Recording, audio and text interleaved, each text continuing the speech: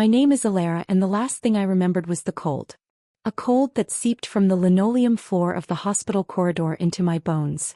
A cold that was nothing compared to the glacial void where my daughter's heartbeat used to be. I had clutched her small, still body, my tears freezing on my cheeks as the life I knew drained away into silence. The money for her surgery was gone, taken by the man who had vowed to cherish us, given to another woman for her ambitions. I died of a broken heart. I'm sure of it. But then I opened my eyes. Sunlight, thick with dust motes, streamed through the familiar flimsy curtains of my home. The smell of damp earth and wood smoke filled my lungs. I was on the floor, my head throbbing a brutal, familiar rhythm. I touched my forehead and my fingers came away stained with crimson. Memory, sharp and vicious, descended upon me. This was the day. The day my husband, Cale, emptied our shared savings to give to Seraphine. I pushed myself up, my body trembling not from weakness, but from a resurgence of white-hot rage. I stumbled into the main room and there he was, just as I remembered. Cale, handsome and cruel, his back to me, stuffing a thick envelope. An envelope that contained the pooled resources of both our families, meant to build our new life, into his jacket pocket. He turned, and his face, which I had once thought was carved from my every dream, was a mask of impatient disdain. No matter what you say today, Alara, I'm taking this to Seraphine. She needs it for her university expenses. His voice was a whetstone against the blade of my hatred. In my first life I had begged. I had pleaded on my knees, asking him to at least leave the food ration coupons. My parents were old. We couldn't keep relying on them. And what had he said? The words echoed in the new, hollowed-out chambers of my soul. Seraphine is an intellectual, not a farm girl like you. She'll achieve greatness and do research that benefits humanity. She just needs a bit of help right now. If you stop me, you're blocking a rising scientist. He had said those words, and then he had stepped over me as I lay bleeding from the gash on my head, slamming the door on our marriage, on my dignity, on our future. This time I did not beg. I stood silent, my hand pressed to my bleeding brow, and watched him. My silence unnerved him. His eyes, the color of a stormy sea, flickered with a moment of confusion before hardening once more. "Do you understand me?" he snapped, as if speaking to a stubborn child. I said nothing. I just stared, memorizing the lines of his face, the set of his jaw, the utter conviction in his eyes that his path was the only righteous one. He was a man possessed by a delusion, and I had been his foremost enabler. With a final, disgusted grunt, he turned and left. I didn't collapse. I didn't let the tears fall. I walked to the door and watched him go. At the gate, Seraphine was waiting. She was beautiful, I'll give her that. Delicate features, large, luminous eyes that always seemed to be on the verge of witnessing a tragedy, especially when it suited her. She wore a simple dress, but she carried herself like a queen condescending to visit her subjects. Cale carefully handed her the envelope, our future, and I saw her fingers close around it possessively. Her voice, a lilting, coquettish thing, carried on the breeze. "What took you so long? Did your wife say no?" Cale shed his impatience like a cloak and smiled at her, a smile I hadn't seen directed at me in years. It was warm, indulgent. "Of course not. She doesn't get to decide for me. I'm giving you this willingly." Seraphine instantly bristled, a performance I had seen countless times. "What do you mean giving? I'm only borrowing it. Once I succeed, I'll pay you back double. I'm not someone who takes advantage of others for nothing." Yes, you're right," Cale said quickly, his tone placating. "Then let me congratulate you in advance on becoming a great scientist." They stood there, flirting over the ruins of my life, and a sound escaped my lips. A dry, brittle laugh that held no humor. "Never takes advantage. Never accepts unearned favors." How shamelessly she had built such a saintly image for herself, while Cale, her loyal knight, ensured she never had to lift a finger. A memory, sharp and sweetly painful, surfaced. My grandmother, her hands gnarled with arthritis and age, making her special sesame candy and dried sweet potatoes for my birthday.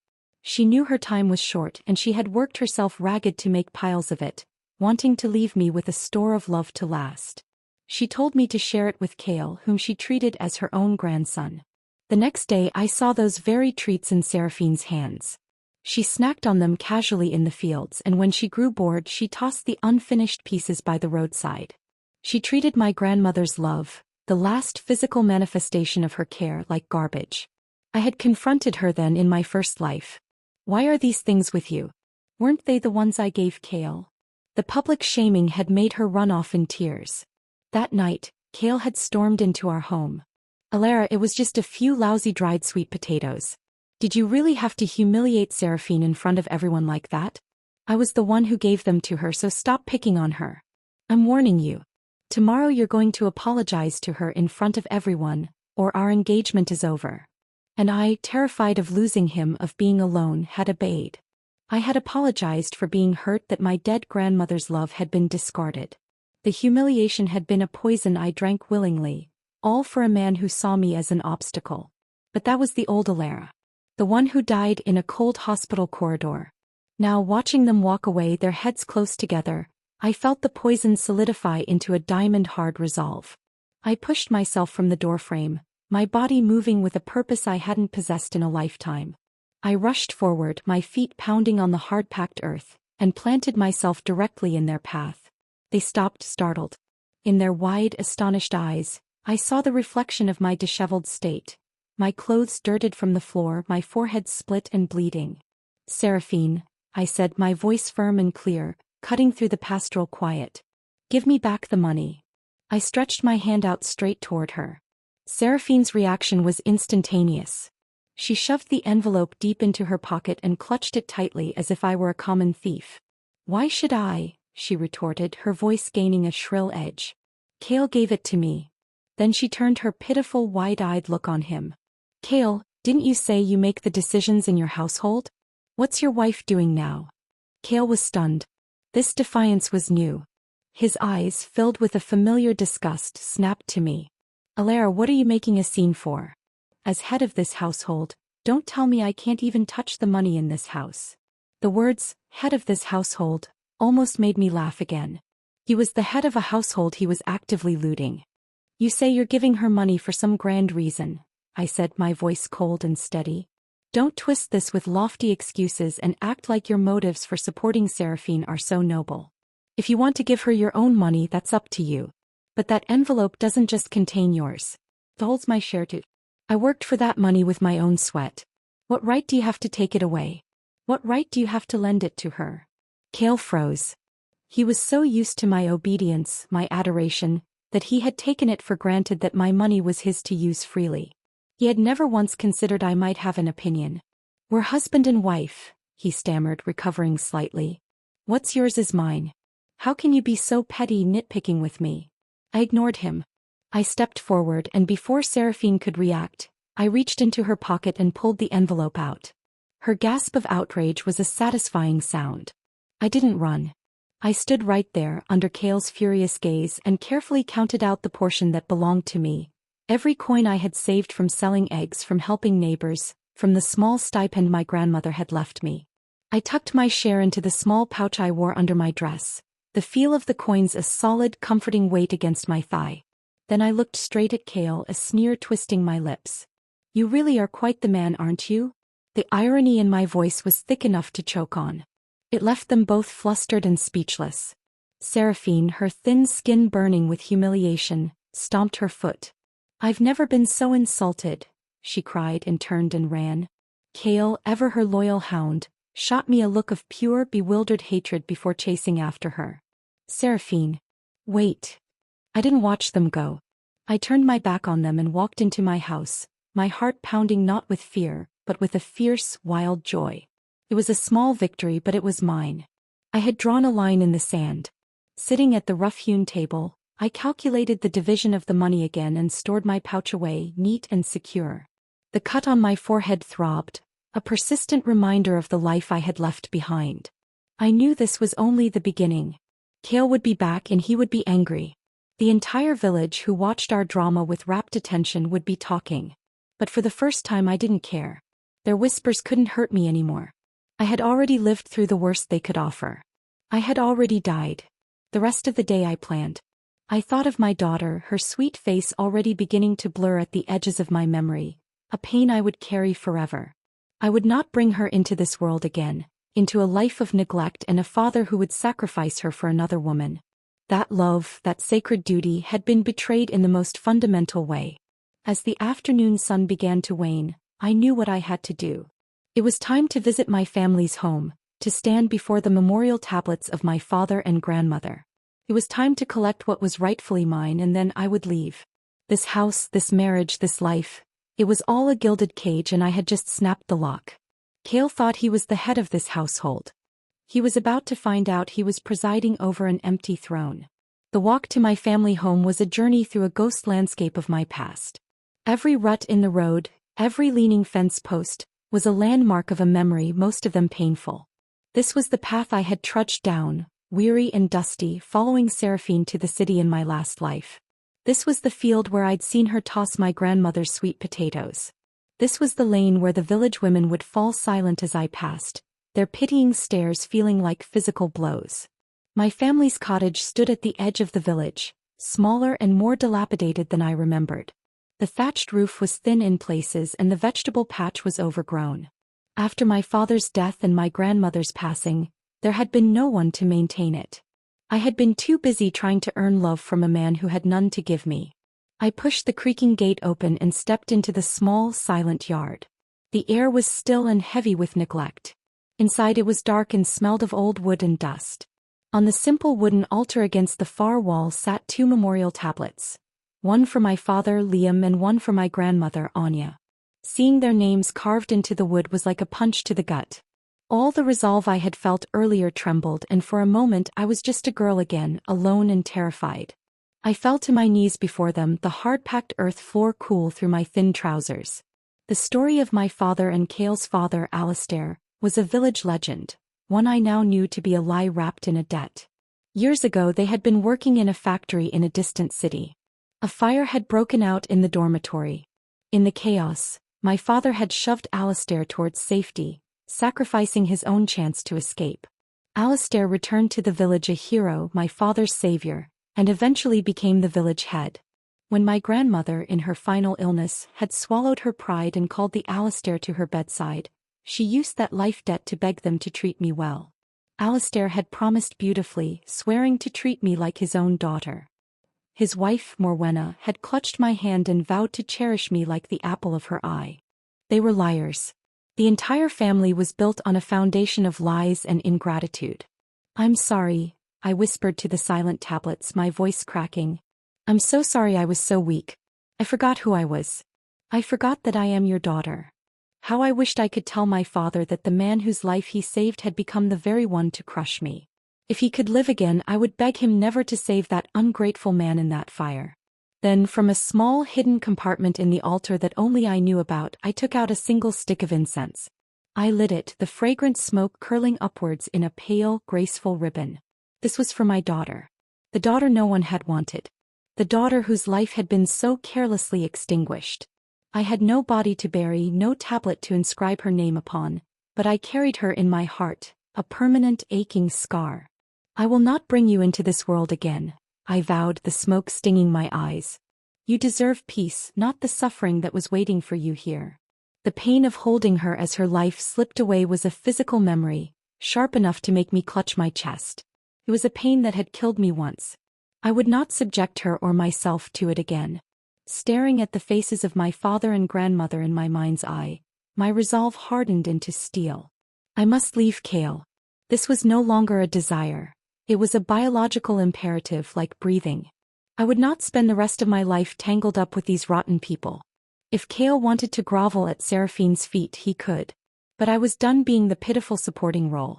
Maybe it was because I had already died once, but I felt the strings that had bound me to this place, to this man, simply snap. The blind obsession that had defined my first life was gone, leaving behind a clear, cold clarity. In my past life I had sunk into self-pity, swallowing every grievance. Looking back, all it left me with was a bitterness that clogged my chest. This time I would choose myself. I stood up, my knees popping in the quiet. I had one more stop to make, and it would require all the courage I could muster. I left the cottage, the incense stick still burning, a final offering to the ghosts of my past, and headed towards the home of Alistair and Morwenna.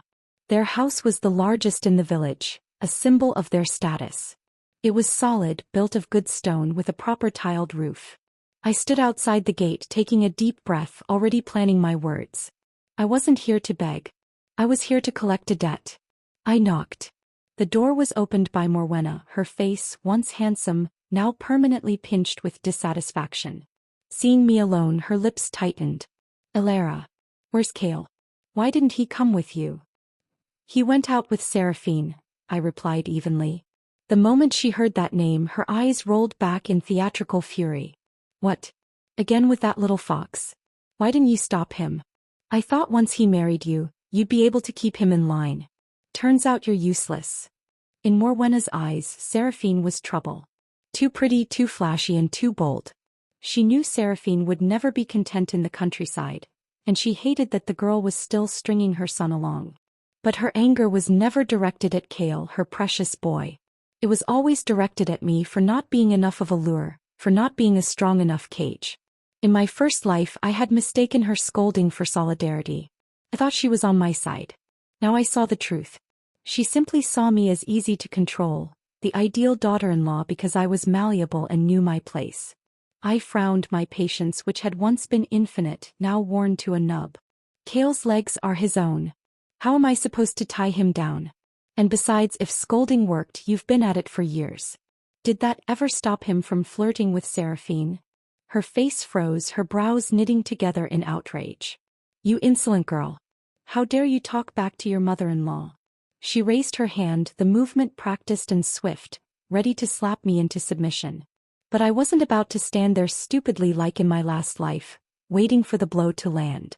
I dodged sideways and she, expecting my compliance, stumbled badly, her momentum carrying her forward.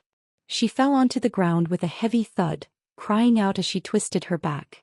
Oh, my poor back. Morwenna had always had a bad back, a result of years of taking Kale's place in the fields when he laced around, then coming back to handle all the housework. In the past, I had been the only one patient enough to rub medicinal oil into it, worrying over her pain. Now I only gave her a cold glance. I didn't offer a hand. I stepped over her just as Kale had stepped over me, and walked straight inside to find Alistair, leaving her wailing and cursing behind me. I found him lounging in a rocking chair in the main room, smoking his pipe, relaxed as could be. He had heard the entire argument. There was no way he hadn't, but he hadn't lifted a finger. So long as it didn't touch his own interests, he never bothered to get involved. He was a master of plausible deniability. I smiled, a thin, sharp expression. Dad, I said, getting straight to the point. A few days ago, I happened to run into one of my father's old co-workers from the factory. Alistair's relaxed posture stiffened almost imperceptibly. I continued, my voice sweet and deadly. He told me the compensation money paid out after my father's death was quite a large sum. But when it got to me and my grandmother, it was nowhere near what he described. Isn't that strange? At my words, Alistair shot up from the rocking chair. What are you implying? His voice trembled slightly with a panic he tried to mask with anger. I handed that money to your grandmother with my own 2 hands, he blustered. There were several witnesses back then, so what exactly are you trying to deny now? I looked straight at him, at the guilty flicker in his eyes, and I almost laughed. How foolish my father had been, giving his life for a man like this. Sure, you gave us money, I said evenly. But was it the full amount? Untouched? You yourself admitted there were villagers present at the time. Conveniently, one of my father's old co-workers still lives nearby. Why don't we call everyone together and see whether there was a mistake in what you handed over? My goal was simple. To get back what was rightfully mine and leave. Give me what you owe and I'll keep my mouth shut, I said, my voice dropping. But if you refuse, once the others come, we'll see what happens to your reputation and your position as village chief. Alistair's lips trembled with rage. He never expected me, the girl he thought of as meek and soft, to corner him like this. I could see the calculations going on behind his eyes. His reputation, his power, it was all built on the perception of integrity. A scandal like this, especially with a witness from the factory, could topple him. After a long, tense silence, he turned without a word and went into his bedroom. I heard the sound of a lock clicking open, a chest being moved. He returned, his face ashen, and thrust a thick wad of cash into my hands. It was more than I had expected. The weight of it was a tangible justice. I weighed it in my hand, a faint, cold smile on my lips. I said nothing more. I turned and walked out. As I passed through the doorway, Morwenna was still on the ground, glaring at me with pure venom, muttering curses I didn't bother to catch. Just the sight of her hateful face made my anger flare again, reminding me of how in my last life she had spat that my daughter was just a useless girl born unlucky. Rage, hot and righteous, surged inside me. I stepped forward and, taking advantage of her prone position, gave her a hard kick in the hip. "You're the unlucky one, old hag," I hissed. "One day you'll rot in bed with no one left to care for you." In my last life, that was exactly what had happened. When she became paralyzed in her old age, the husband she'd controlled all her life found his freedom, and Kale was too busy fawning over Seraphine to bother. She was left entirely in my care. I had worked myself to the bone, tending to her, changing her soiled clothes, enduring her curses that I was useless, that I couldn't even hold on to my own husband. This life I swore I would never serve her again. Kicking her left me feeling fresh and unburdened. I walked away with my head high, the money pressed close against my chest, while she, consumed with fury, remained on the ground. I was one step closer to freedom. The strings were cut. Now I just had to fly. The money in my pouch felt like a living thing, a small, hard kernel of my future. I walked away from the Parker house, the late afternoon sun warming my back, and didn't look back. The cut on my forehead throbbed in time with my heartbeat, a dull, persistent reminder of the life I was leaving behind. I needed to tend to it, and then I needed to disappear. The village clinic was a small, whitewashed building on the other side of the settlement. As I walked, the familiar sights seemed both sharp and distant, as if I were viewing them through a pane of glass. This was my world, but I was no longer of it. On the road, the sound of a bicycle bell made me step aside. And then I saw them. Kale, pedaling that shiny new bicycle I had once foolishly believed was a gift for me. On the back, perched side saddle with practiced grace, was Seraphine. Her laughter, light and airy, cut through the air, a sound that had once felt like shards of glass in my heart. Now it barely registered. The sight of that bicycle, however, pulled me back into a memory so vivid it was like a waking dream. It was just before our wedding. Villagers had come to offer congratulations, but some, jealous that I was marrying the village chief's son, couldn't resist their barbs. "You don't have much of a dowry," one woman had sneered. "Your family's poor and shabby. Do you really think the Parkers will value you?" It was true. After my father's death, the pillar of our household was gone, and life for Grandma and me had grown difficult. Our betrothal had survived only because of my father's sacrifice. My face had burned with humiliation, but I had forced myself to reply stubbornly, "The Parkers treat me well. They don't care about those things." "Ha! Who would believe that?" Another had laughed.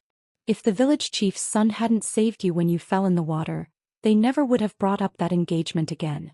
Just wait. You'll suffer once you marry into that family." The wedding had been simple, done on the cheap.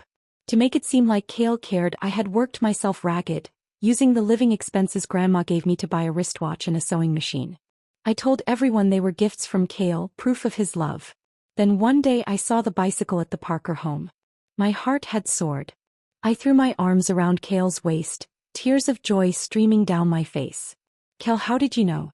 A bicycle was the only thing missing from the 3 must-haves and 1 want. "I'm so happy." The handsome man in my embrace had stiffened, but he hadn't corrected me. I didn't understand his silence then. It was only later I realized I never once sat on the back of that bike. Seraphine, though, rode it hundreds of times. It had been bought for her all along. One night, I had a terrible stomach ache and begged Kale to take me to the clinic. He had refused, sneering, "Aren't you so tough? It's only a few steps. You can walk. This bike is for Seraphine. I won't let you ride it." I remembered clutching my stomach, walking slowly down the empty village road, my face wet with silent, hopeless tears. Now the scene repeated itself before my eyes. But my heart was a still, cold lake.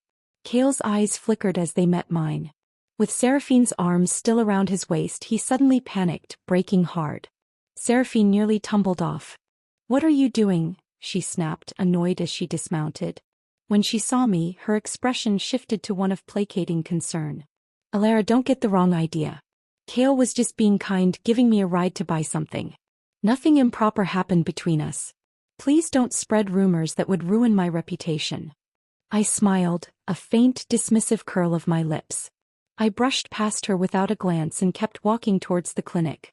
Her frantic explanation only made her look ridiculous. Explain to whom? I wasn't even legally married to Kale. If they shared a bed I wouldn't care. My indifference unsettled her. Kale, look at her, she complained, her voice taking on a whining tone. Isn't she being terribly rude? For once, Kale didn't echo her. He only stood there frowning, staring after me as I walked away. I could feel his gaze on my back, a weight I was no longer willing to carry. In the past, my jealousy and pain had been a perverse validation for him. My calm disinterest was a language he didn't understand, and it clearly unnerved him. The nurse at the clinic cleaned and bandaged the cut on my forehead, her touch gentle and impersonal. You should be more careful, Ilara, she murmured, a hint of pity in her eyes. The village gossip mill was clearly already turning. I just nodded, paid with a few coins from my pouch and left. Back at the house Kale and I shared, I worked quickly and quietly. I packed a small bundle of my simplest, sturdiest clothes, my few personal treasures, the photographs of my father and grandmother, the small carving my father had made for me as a child. I hid the bundle under a loose floorboard near the bed. It wouldn't do for Kale to find it if he decided to come back. Before leaving the Parker house that afternoon, I had used the same tactic of veiled threats to force Alistair into arranging a letter of introduction for me. I needed it if I wanted to travel and find work in another town. He had been reluctant, of course. My departure would make his son look like a man abandoned by his wife. The gossip would be fierce. But I had argued, my voice cold and logical. Kale doesn't love me and he refuses to have children with me. How will your family carry on its line then? Seraphine is from the city. He got into college. If not for my engagement to Kale, he would have chased after her long ago. Don't you want a daughter-in-law who's both beautiful and educated? Unlike Morwenna, Alistair cared more for appearances and social climbing than anything else. The idea of a college-educated daughter-in-law appealed to his vanity. Who would cling to something worse and let go of something better? That was how Alistair thought. In the end he had relented. If I wanted to leave, then I could leave. He could always spin the story to his advantage later. So much had happened on this first day of my rebirth that I was drained, both physically and emotionally. As dusk fell, I collapsed onto the bed, falling into a hazy, exhausted sleep. I was jolted awake not long after by the loud, angry sound of the door being shoved open. Kale stood there, silhouetted against the moonlight, his frame tense with fury. We rarely shared the same bed, so I only frowned, turned over, and tried to reclaim the shreds of my sleep. I didn't get up to greet him. I didn't slip into the kitchen to cook him noodles to warm his stomach as I had done countless times before. After a while, I sensed a shadow fall over me. Alert, I opened my eyes to see him standing by the bed, staring down at me. His expression was a turbulent mix of anger, confusion, and something else I couldn't name. I met his gaze in silence, my own face a mask of cool indifference. My calm seemed to unnerve him more than any outburst could have. Finally he spoke, his voice tight. Today, when you suddenly appeared on the road, you scared Seraphine. She fell off the bike and twisted her ankle. Tomorrow, you need to go apologize to her. A laugh, dry and humorless, escaped me. I sat up on the bed, the blanket pooling around my waist. Why? I asked, my voice clear and sharp in the dark room. Why should I apologize to her? You were the one riding the bike. She got hurt because of you. Yet somehow you pushed the blame onto me. Kel, you're shameless. Do you really take me for a fool you can shove around at will? Is this your way of flirting with her by making me go bow and scrape? Kale glared at me, anger flaring in his sharp features. He wasn't used to this defiance. Seraphine isn't like you, he snapped, his voice rising. She's frail. She's not rough and thick-skinned. What might seem like a small injury to you is a serious pain for her. Don't you bear some responsibility for today? I'm telling you to apologize for your own good, for your reputation. I laughed again, the sound bitter. Oh right. He's delicate. I'm coarse. You want your wife to go grovel and apologize to another woman? Does that make you feel proud? Do you even know what the villagers say about you too? Do you know how they laugh at me? Reputation? The three of us lost that long ago. I only just realized that if you can't respect yourself, no one else ever will. In my last life I had listened to him. Time and again I had bowed my head and apologized to Seraphine.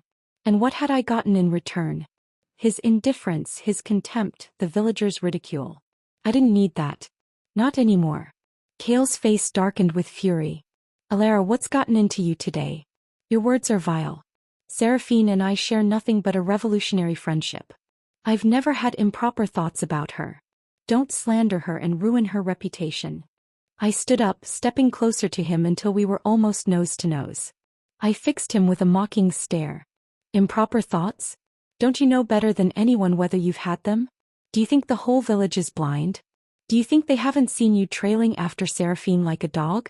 Showering her with gifts, treating her with tenderness while leaving your new wife in the cold? Kale, because of you I've become a complete laughingstock.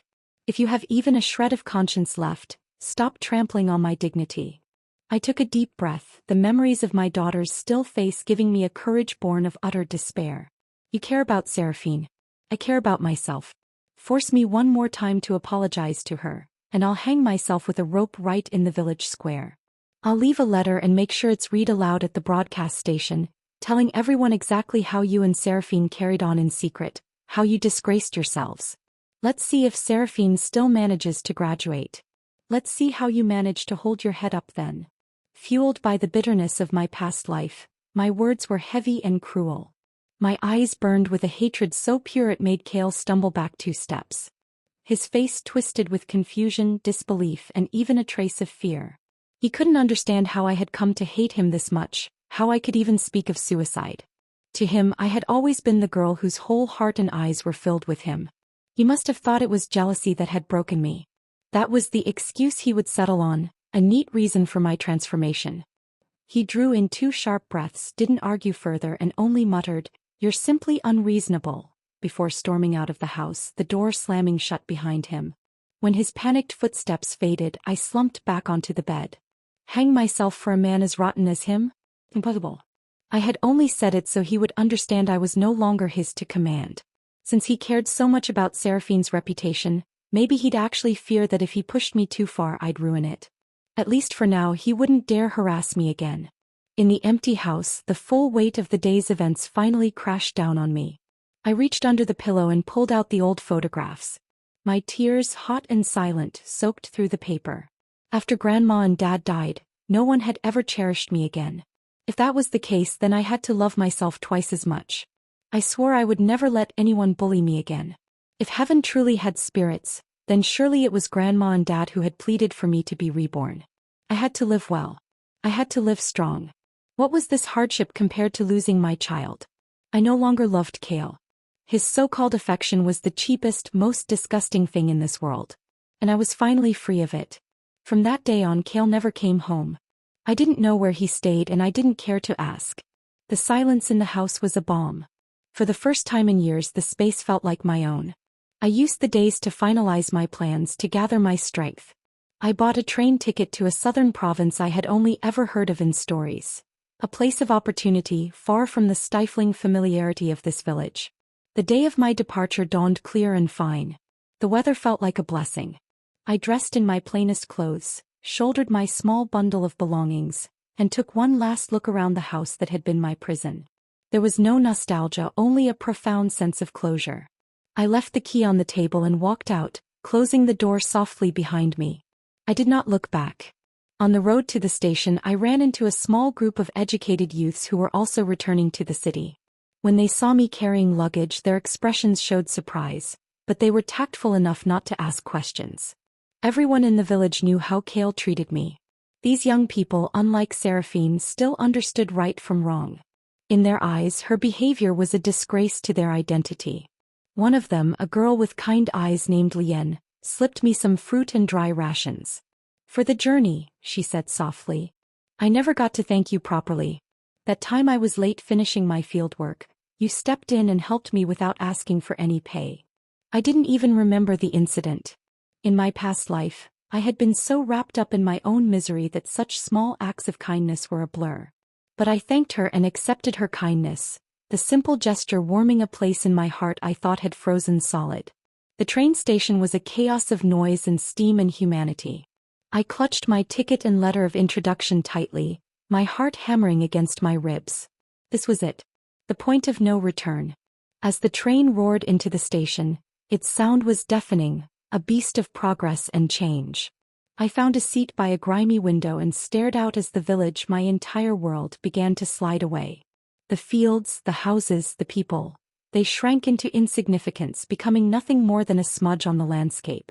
As the train picked up speed, a strange sensation filled my chest. It was tight and aching, and for a moment I thought it was fear. But then I recognized it. It was regret. Not for leaving Cale, but for ever loving him. Regret for the years I had wasted, for the self I had neglected, for the vast world I had let myself believe was too big for me.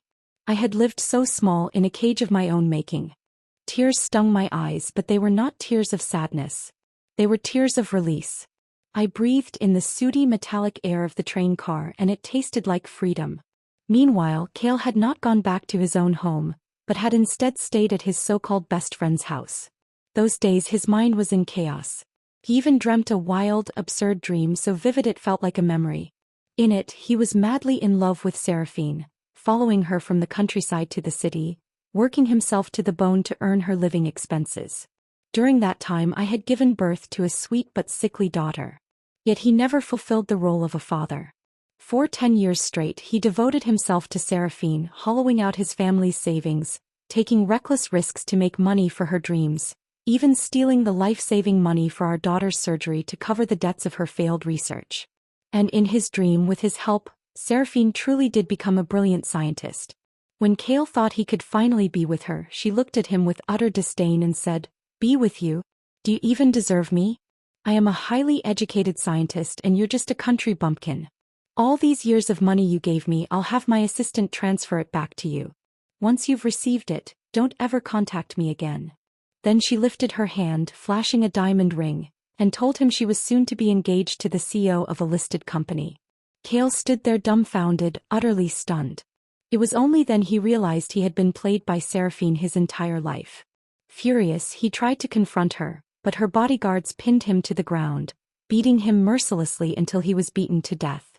In those final seconds, he remembered that rainy night when I had begged him to leave the money for our daughter's treatment.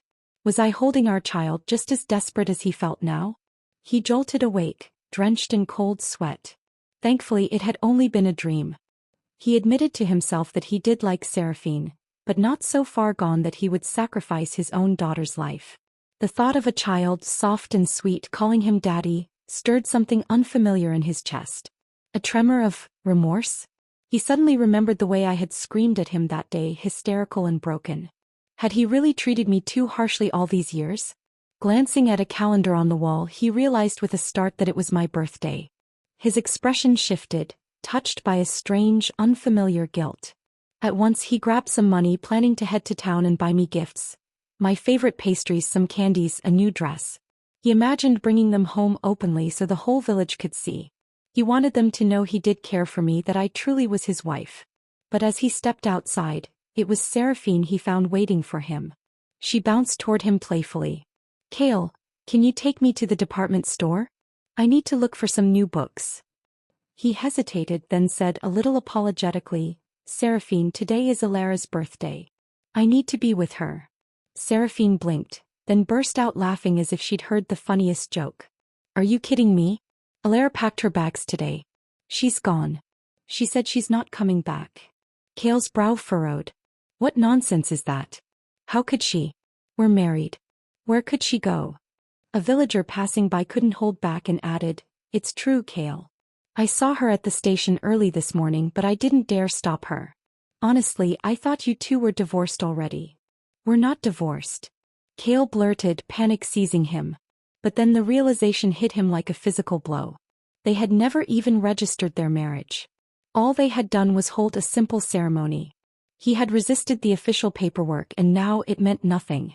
There was no legal tie to bind me to him. His face turned ashen. He jumped on his bicycle and peeled out of the village like the wind, pedaling furiously towards the station. Sweat poured down his face by the time he arrived, his once handsome appearance now ragged and desperate. He searched frantically among the crowds, pushing people aside, calling my name. "Alara. Alara, where are you?" But I was long gone. The train I was on was already hundreds of miles away, carrying me toward a new dawn. He searched for hours until his voice was hoarse and his legs gave way. He collapsed on the grimy station floor, his eyes dull and lifeless.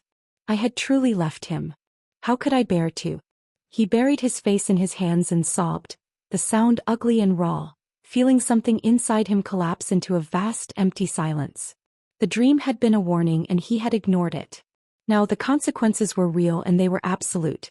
The city was a roaring beast of sound and motion. After the suffocating silence of the village, the cacophony of honking cars, shouting vendors, and the sheer press of humanity was both terrifying and exhilarating. I clutched my small bundle to my chest, the money sewn into the lining of my coat feeling like a fragile talisman against the overwhelming unknown. I had an address scrawled on a piece of paper by Lien, the kind, educated youth. It was for a women's dormitory, a cheap, crowded place where out-of-town workers could find a bed. The room was shared with 7 other women, the air thick with the smells of sweat, cheap perfume and cooking oil. It was a far cry from the spacious, if loveless, home I had shared with Kale, but it was mine. For the first time the space around me was not borrowed, not conditional on someone else's approval. It was a profound, dizzying feeling. My first priority was work. I had no formal education, no city skills. But I had 2 things: a fierce determination and hands that were no stranger to hard labor. I found work in a textile factory on the outskirts of the city. The hours were long, the work monotonous, the foreman's voice a constant, critical drone. My fingers grew raw and calloused from handling the rough fabric and the lint in the air coated my lungs. But at the end of each week I was paid. The coins and small bills I received were not filtered through Kale's condescending hands. They were mine, earned by the sweat of my brow. It was at the factory that I reconnected with Jenny. In my past life she had been a vague acquaintance, another village girl who had left for the city. Here she was a lifeline. We recognized the same rural resilience in each other, the same guarded hope. She worked at a neighboring food processing plant, and we often walked back to the dormitory together, sharing our small triumphs and frustrations. "Elara, you're too quiet," she said to me one evening, her arm linked through mine. "You work like a demon but your eyes are always so far away. What are you running from?" I looked at her open, honest face and felt a dangerous urge to confide. But the wounds were too fresh, the story too monstrous. "A bad marriage," I said simply, the understatement of a lifetime. She squeezed my arm. "Aren't they all? My father wanted to trade me for a new plow. That's why I'm here." She laughed, a short, sharp sound with no humor in it. "We make our own way now." It was Jenny who first proposed the idea of the street stall. The factory wages were a pittance, barely enough for food and rent. "We need to be our own bosses," she declared, her eyes gleaming with entrepreneurial fire. "I see the women selling hair ribbons and socks near the night market. The markup is crazy. We can do that. We can do it better." And so we began. We pooled our meager savings and bought a small rickety cart. We sourced cheap but pretty hair accessories, socks and small trinkets from a wholesaler in a labyrinthine market. Our business was born. The life of a street vendor was a different kind of grueling. We worked our factory shifts by day and by night we became merchants. We had to be sharp, haggling with customers, always keeping one eye out for the police. Unlicensed vending was illegal and the consequences of being caught were severe. Fines we couldn't pay, confiscation of our entire stock. More than once we had to run. The cry of "Ching Guan" would go up and chaos would erupt. We'd grab the corners of the sheet that held our goods, forming a makeshift sack, and flee into the dark, narrow alleys, our hearts pounding in our throats, the sound of heavy boots echoing behind us. We were 2 women, stumbling through the darkness with the weight of our fragile dreams clutched in our hands. One night, after a particularly close call, we collapsed against a damp brick wall, gasping for air. Our stock was safe, but my knee was scraped raw from a fall and Jenny had lost a shoe. "This is madness," I panted, the taste of fear still metallic in my mouth. Jenny, her hair escaping its braid, grinned wildly. "But we got away. And look." He opened the sack. In the dim light, we counted our earnings from the short time we'd been open. It was more than a full day's wage at the factory. Sitting there in that filthy alley, counting those grubby bills by the light of a single sputtering street lamp, we couldn't help but smile. Our faces, smudged with dirt and exhaustion, glowed with a shared, defiant joy. I knew I was an ordinary woman, small in this vast, indifferent city, but I was fighting for my life. And I was winning. I didn't need a man to survive. In fact, only by leaving Kale had I gained a new life. The world was wide and I was finally seeing it. This was the road I hadn't chosen in my last life, but this time I was determined to walk it through to the end. Years bled into one another, marked not by seasons but by the slow, steady accumulation of savings.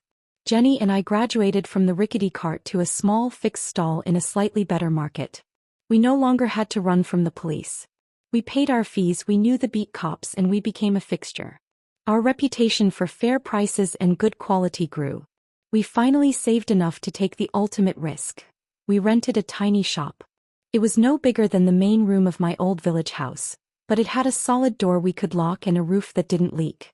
Luna's Treasures, we called it after the Roman moon goddess Jenny had read about in a tattered book. For women by women, she'd say with a wink.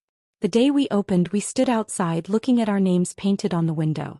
A feeling of accomplishment so profound it was almost a physical ache settled in my chest. I had built this. We had built this. It was Jenny who first noticed him. "Ilara," she said one afternoon, her voice low with concern. "There's a man. He's been standing across the street for 3 days now, just watching the shop. Should we call the police?" A cold dread, one I hadn't felt in years, trickled down my spine. I turned slowly. It was Kale. But it was a Kale I barely recognized. His clothes were shabby and hung loosely on his frame, which was gaunt and stooped. The proud, straight back of the village chief's son was gone, replaced by a defeated slump. His face was sallow, etched with deep lines of hardship, and his eyes, once so bright with arrogant fire, were dull and hollow. He looked like a man the wind could blow over. When he noticed me watching, he managed a bitter, twisted smile that didn't reach his eyes. He crossed the street, his movements slow as if every step cost him effort. "Ilara," he said, his voice raspy. "Seeing me like this must make you feel satisfied, doesn't it?" In that moment, under the gaze of those broken eyes, the last of my hatred didn't flare.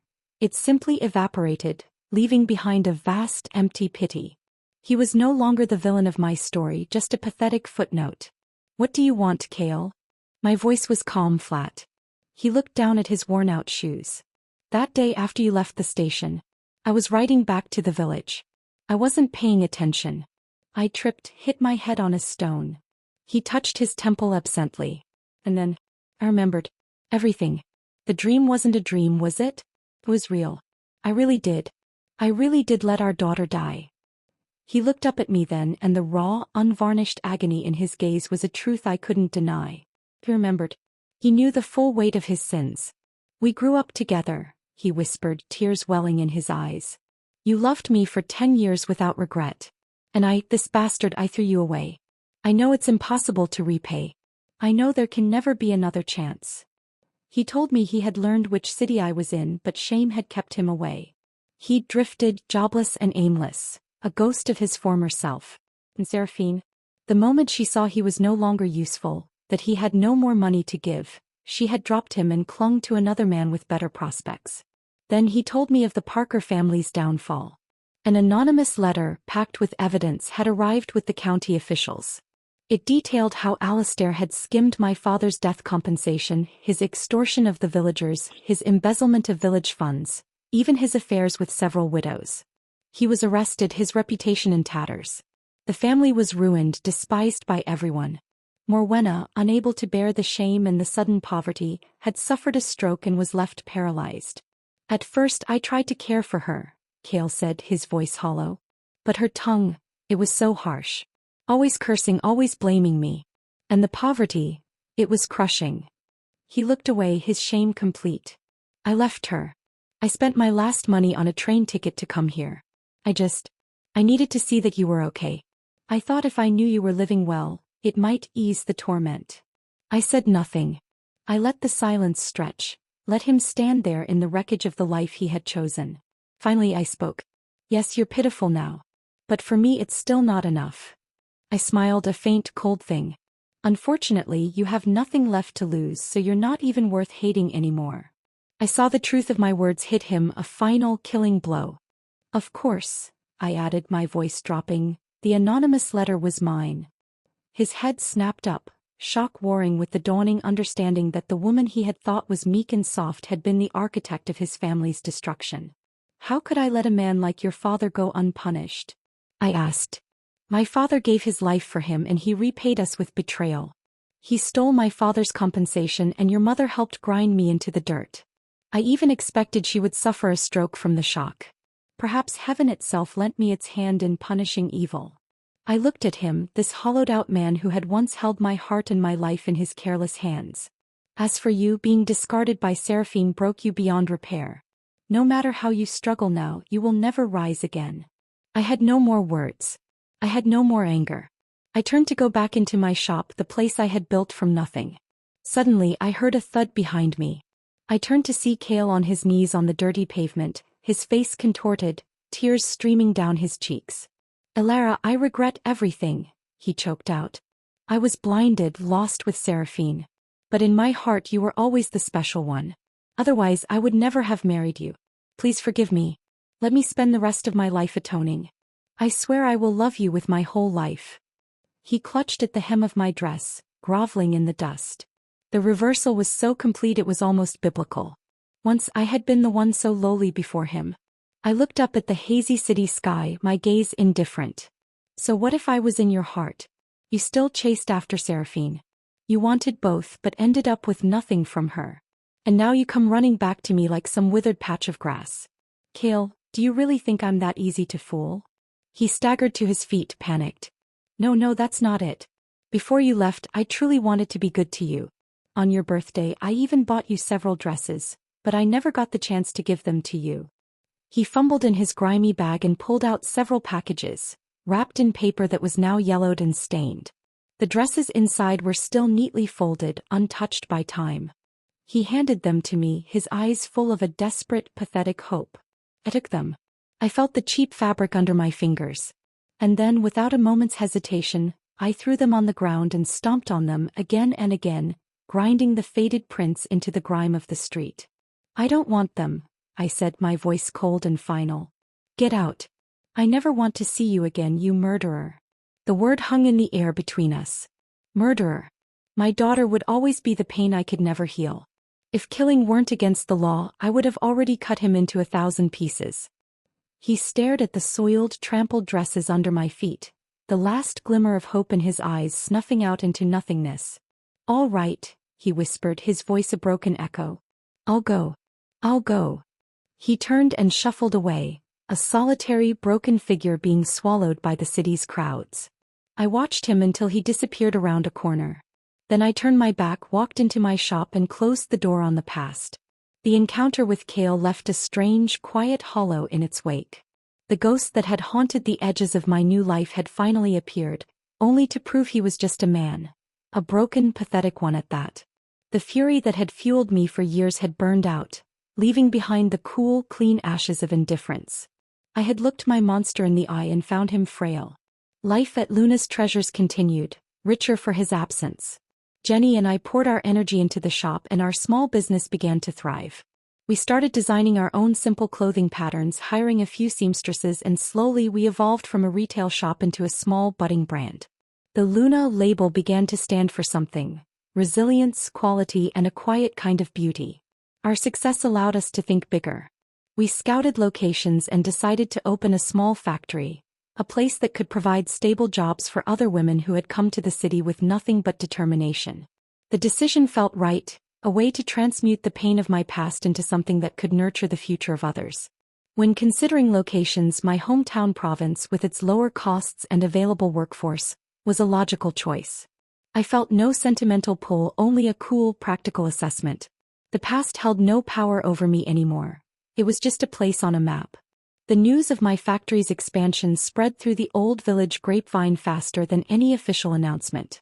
On the first day we began hiring, a line of applicants stretched around the block. Among them were faces I recognized, women who had once pitied me or worse mocked me. Now they looked at me with a new, complex mixture of awe, respect, and shame.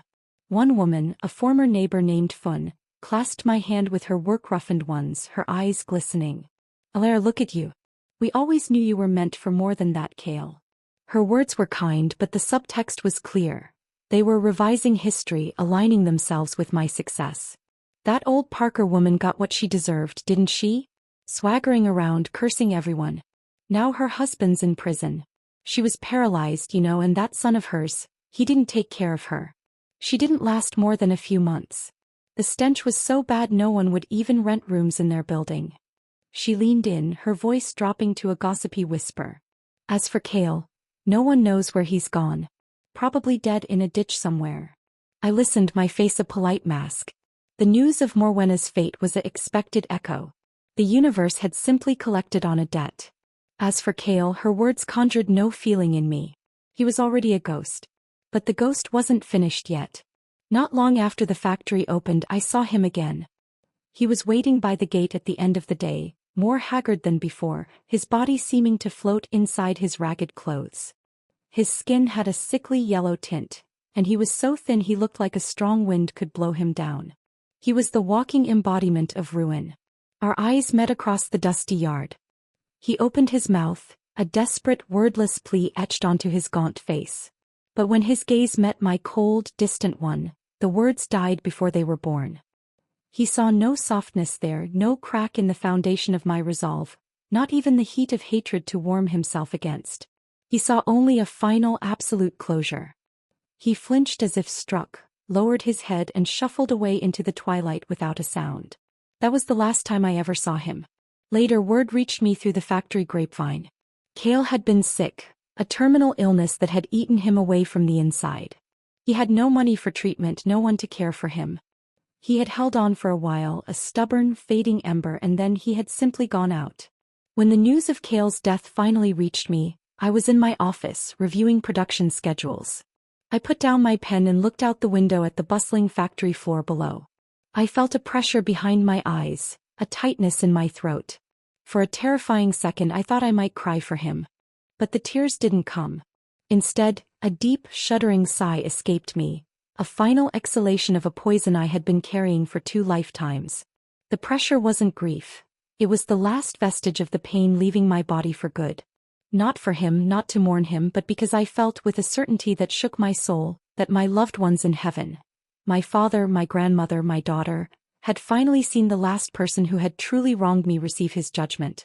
The scales were balanced. The account was closed. Boss Alara? What are you daydreaming about? We've got another big order. Jenny's cheerful voice called from the doorway, pulling me back into the vibrant, noisy present. I turned from the window. The women at the sewing machines were looking my way, waiting for their next instructions, their faces alive with purpose. The evening sky beyond the windows was painted in dazzling shades of orange and purple, the wind carrying away the last remnants of my old pain on its breath. I had no more time to dwell on the past. Smiling, I answered her, my voice clear and strong. Coming. The story of Cale and me ended there. But my life, my real life, kept moving forward. The years that followed were not marked by drama or ghosts, but by the quiet, satisfying rhythm of growth. Luna's Treasures became a respected name, known for its ethical practices and its commitment to employing women in need. We opened 2 more small factories in neighboring provinces. I taught myself to read ledgers, to negotiate contracts, to lead with a quiet firmness that I had never known I possessed. The frightened, love-starved farm girl was a faded photograph in a drawer somewhere. The woman I was now was forged in fire and tempered by self-reliance. One afternoon, dressed in a tailored suit of our own design, I stood with Jenny at a ribbon-cutting ceremony for our new flagship store in the provincial capital. The air was filled with the pop of camera flashes and the murmur of well-dressed attendees. We had made it. We were no longer street vendors fleeing down dark alleys.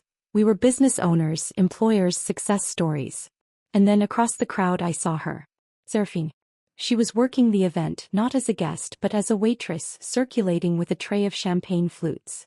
Time had not been kind to her delicate beauty. There was a hardness around her eyes, a downturn set to her mouth that spoke of disappointment and bitterness. Her dress was cheap, her posture deflated. The rising scientist had never risen. Our eyes met. In hers, I saw a flash of stunned recognition, followed by a wave of profound embarrassment and a furious, unwilling resentment. But I was no longer the poor farm girl she could look down upon. I had risen on my own terms, while she had fallen from the pedestal others had built for her. The contrast was so stark it was almost cruel. She had no witty remark, no coquettish defense. The power dynamic had irrevocably shifted. Holding my gaze for a second too long, her face flushed a deep, mortified red. She turned abruptly, nearly dropping her tray, and slipped through the crowd, disappearing out a service entrance. I didn't look after her. I disliked her, yes, but the one I had truly hated was Kale, and that hatred was now ashes. She was just a reminder of a story that was over. I continued to build my life, a life that was full and peaceful. I never remarried. I had lovers, some kind, some interesting, but I never again gave anyone the keys to my soul. My heart was my own, and that was enough. My family was the one I had built. Jenny, my loyal partner and fierce friend. The women who worked for me and called me Boss Elara with genuine affection. The memory of my father and grandmother, which I now honored by living well, not by mourning. One evening many years later, I stood on the balcony of my comfortable apartment, looking out at the city lights glittering like a field of fallen stars. The wind was warm, carrying the distant hum of traffic. I thought about the long, twisted road that had brought me here.